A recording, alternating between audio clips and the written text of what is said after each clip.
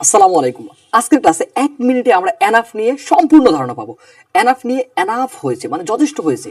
এনাফের পর বসবে নাউন আর এনাফটা অ্যাডজেক্টিভের ঠিক পরে বসে। এটা আমরা কিভাবে মনে রাখবো? এই একটা সূত্রের মাধ্যমে। অর্থাৎ এনাফের আগে অ্যাডজেক্টিভ এবং এনাফের পরে কি হয়? নাউন হয়।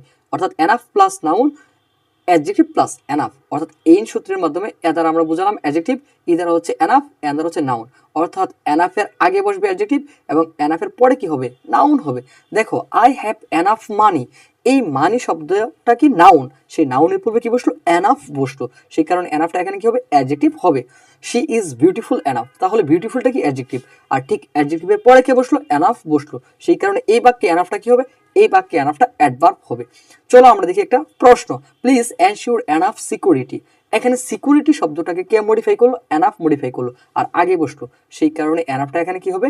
অ্যাডজেক্টিভ হবে, কারণ সে কার আগে বসলো? নাউনের আগে বসলো। তার মানে এনাফটা কোথায় বসে? নাউনের আগে এবং অ্যাডজেক্টিভের পরে।